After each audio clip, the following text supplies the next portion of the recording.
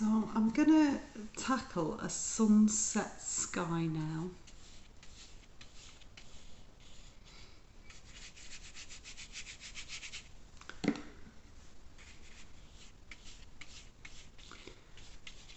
So I'm just wetting the paper.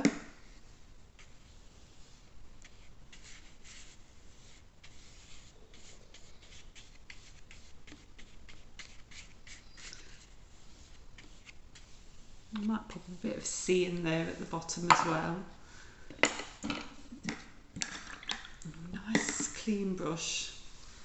And I'm going to use a Naples yellow to start with.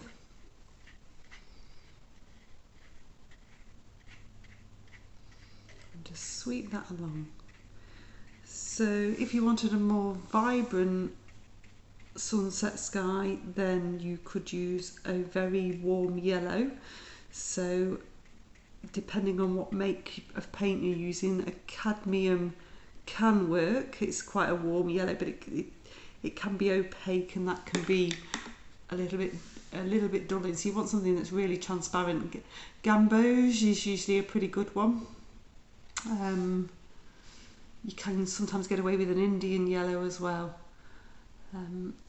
Quite nice, vibrant colours for a yellow in a sunset. What I've got now is a little bit of rose. So I'm just going to start to bring that in.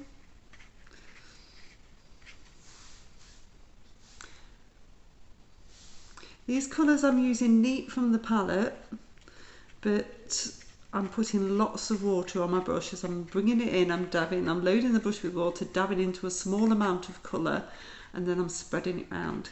It just leaves you in much more control.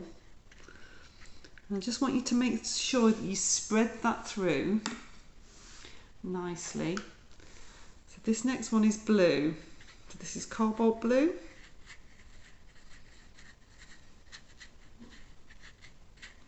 And again, you're just going to blend through.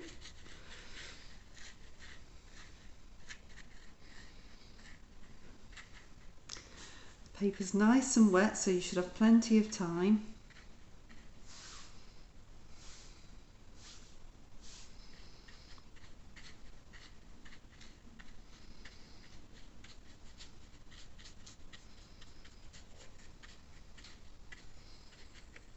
I'm still getting that really nice blend coming through. If I dab back into the rose, I'll take some of this in just towards the top. You just want to make sure that it doesn't look too stripy. That blending through makes a huge difference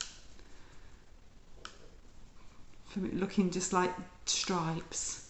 So what I'm doing now is I'm taking a little bit of blue and a little bit of dark brown just to make a grey. And I'm going to start to pop some clouds in.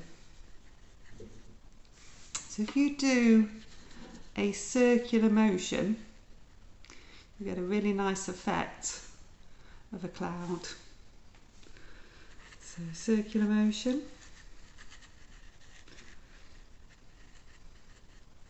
You've got to let the watercolour do its thing, so don't fiddle with it too much. Where you want wispier ones, it's just a light dabbing really. You can have little dabby clouds.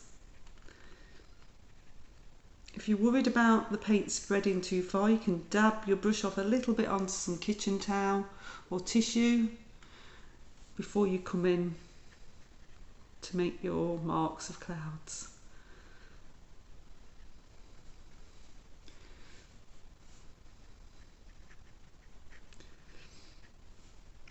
I'm just dabbing,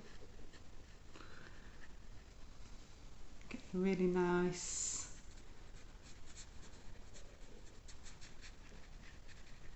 sunset effect. And the clouds just hold everything together really. In the UK we don't get many sunsets without a bit of clouding. what I'm doing now is looking for balance in here. I'm looking to make sure it doesn't look too much in a stripe or a pattern.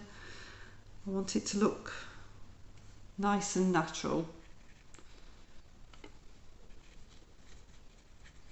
So if that means making an area bigger in a place, smaller somewhere else, just making sure that it doesn't look too uniform. A few little very light wispy bits, so I've hardly got any paint left on my brush now, and this is perfect for doing those little fine wispy bits at the bottom, because you know it's not going to go anywhere then. If there's not much paint, it can't flow. I have a little wispy bit there as well. There's one coming through here. Okay, I'm going to dry that off and dry. So what I can do now is I'm going to pop in a little bit of a mountain, and then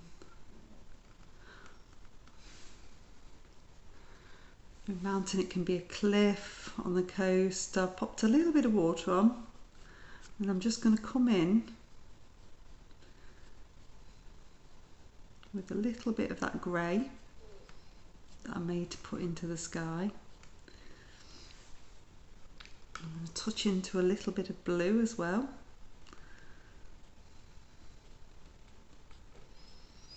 So I'm getting a bit of variety happening here. And I've still got the sky colour underneath, and that's working really nicely. So that's dry now, this little bit of coastal land. And what I'm going to do now is just pop. This is an old tea light candle wax, and I'm just going to just catch the surface of the paper, just rub it along gently. You want to be careful that you're not catching on just an edge. You want quite a flat surface to use on the candle. So I've used this side, it's not just got an edge, otherwise you get a line. And I'm just really trying to capture a few highlights. Then what I'll do is pop a bit of water on. So I'm using a small flat brush now.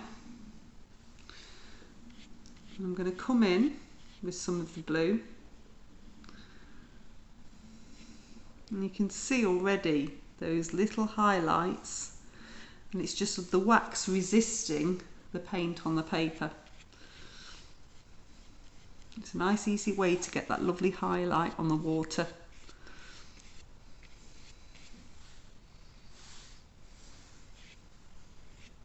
So this is just the cobalt blue coming through.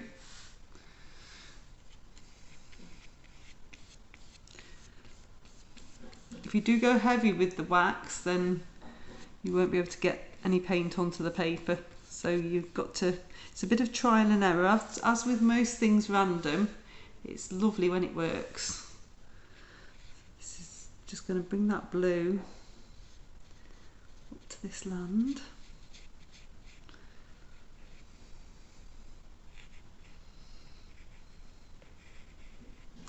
You can leave a few tiny white highlights as well towards the land. That always works nice as well as a highlight.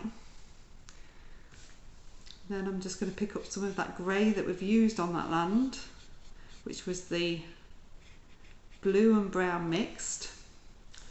I'll just pop these in.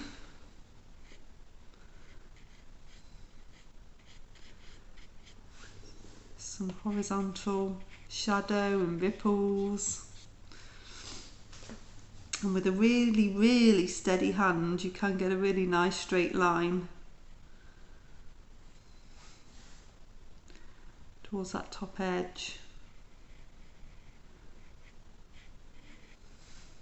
of the horizon, though it's not always essential. If you wanted to as well, you could dab some of the sky colours in. Just be careful with the yellow though, because yellow and blue make green, and doesn't always lend that well when you've not got those colours in the sky. but the rose works really nicely to come into the water.